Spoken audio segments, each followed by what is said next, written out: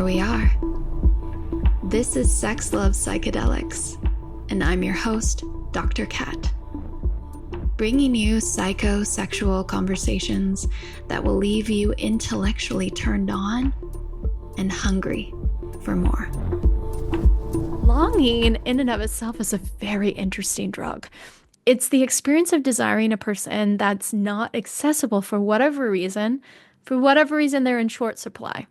And we're forever in this fantasy of the person rather than the reality of the person. So I tease people, are you dating their fantasy or are you dating a person? The thought of them or dating the actual person?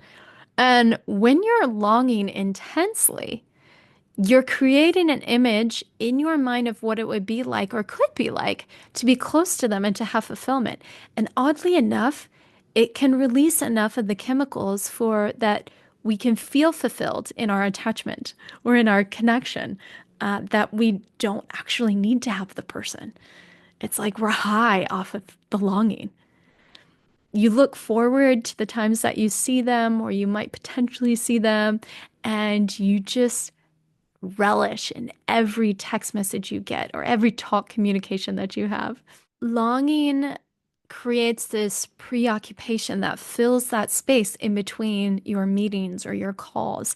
And we can feel when we're going away for long trips and we miss them that we are aware that we're without them. And it's a tool that can be used to create healthy tension in your relationships. So I'm not knocking longing. It can actually be used intentionally. But when it's the Peter Pan archetype and it's playing out again unconsciously, here's where it can be a problem. Here's where it can contribute to, again, us not getting the goals or the type of love that we're desiring. And I want to emphasize again that none of this is black or white. Us and the human experience is incredibly dynamic and fluid. And I say all of this episode and really every episode that I give you for you to take as a self-awareness work. When we are this archetype of the Peter Pan or the Wendy or the lover boy, the lover girl, the fuck boy, or we are drawn to these archetypes, it's really wise to reflect on what parts in your life you're wanting to avoid or distract from, or you're missing and seeking to have met. In life, maybe we're out of balance and we're overworking, and we want more fun, or we need a break from the heaviness of work or life. How can we make that for ourselves? Or how do we let ourselves be inspired by the lover boy archetype and infuse it into our relationships as well? How can we tend to more creative endeavors, to art, to music? And how can we find a balance by pairing with the taking care of our responsibilities that need our attention? Or having the hard conversations to negotiate roles?